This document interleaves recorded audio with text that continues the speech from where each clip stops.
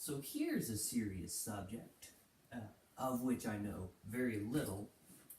So take whatever I say with a grain of salt, and if you think you are depressed, do go to your doctor.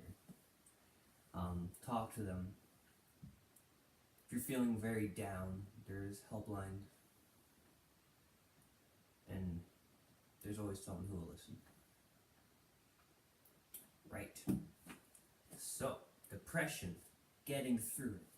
Here are some techniques that I, when I'm really low, find very helpful. You gotta relax. Life's crazy. It wants you to do things that you wouldn't think it would want you to do.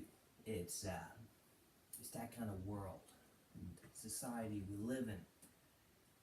Get a constant escape. Well, what do I mean by get a constant escape? Well, what I mean is when you start feeling low or anxious or sad or even angry, what you want is you want a place to go that will always be there.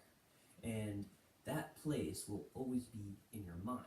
What you need to do is find a way to relax yourself while you're in that situation, whether it be deep breathing, breathing in, breathing out, breathing in, waiting 5 seconds, then exhaling. Anything to relax your heart rate. Get yourself leveled. Be mindful. Understand why you're feeling this way, and see if there's anything you can do to help yourself in that situation. Even if you have to do something that from an outside party would seem weird and inappropriate, if you have to do that to relax yourself, then that's what you gotta do. And finally, you need to calm down. Life's pretty hectic. It can get crazy, but you need to understand that it's always changing, and the situation you're in won't be there in a few years, months, weeks, days, hours, maybe 10 minutes. But what I know is, in any situation, if you come at it with a mind, a positive outlook, or at least one that is logical, you will get through it better than if you went through it with a disoriented mind. It's all about the way you think. That is what defines a situation. It's about how you think about it, the step you take to get there. And finally, let's talk about a hobby. Now I know you're thinking that's strange, but it's not.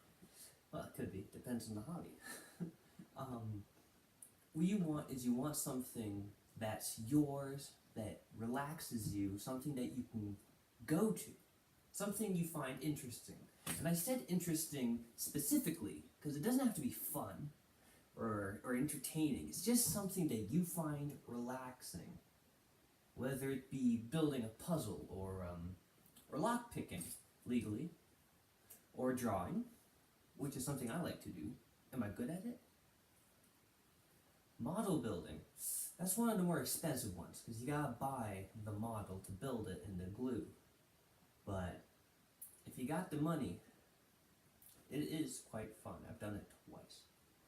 Again, not very good at it.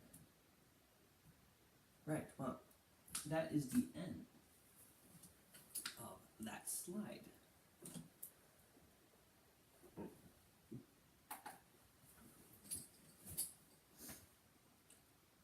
What I'm trying to get across is you need to take care of yourself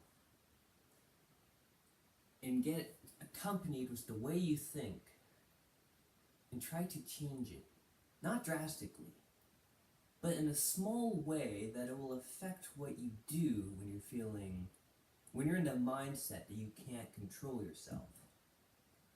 You need to have something in the back of your mind that will click in once you start freaking out. You need a backup plan. You need an instinct. You need an automatic thought that doesn't require you to think, because sometimes when you're in these situations, you don't think. You can't think. It's too hectic. Well, that's my thoughts anyways. I'll tell you in a situation that I used for this. I had a job. It was a seasonal time job. And it was at a plant, or a factory, if you will. And it was a good job.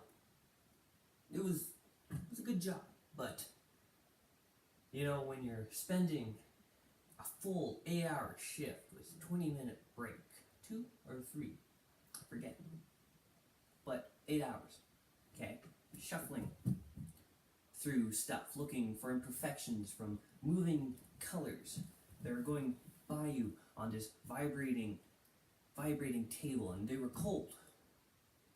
It was vegetables. It was freezing. And you couldn't sit down. Well, you could. I didn't know that. I couldn't find the chairs. And when you're sitting and watching something for 8 hours in a factory, in an environment where there's no windows, loud noises, earplugs, you're cold, you're watching something go by, you know, it is for some people. I'm not saying don't do it. But what I'm saying is, after a while, something in my mind clicked, or snapped, so to say. And I got sad. Because I didn't feel like I was going anywhere. I felt like my time was being wasted. It got to the point where I actually got really sick. Not the flu, not the cold, no. My body, I don't know what it did, but I got sick. Still am a little bit sick from it. And I also got, I wouldn't say sad. I would say I stopped caring. Maybe I was sad, and I stopped caring. I didn't care. And I realized that I was in a healthy place to be. So, what I did was, I found a hobby. I found something to look forward to, something that got my mind off of it, and it worked. And because it was seasonal, I now know that that environment is not for me. Something I learned.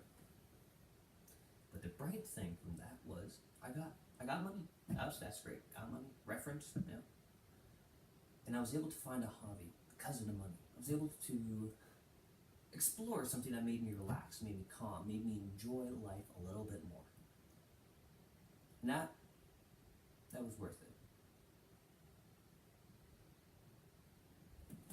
All right, well, thank you. That is my thoughts on depression and what steps we can take to try to help make it less sad, help make you feel better.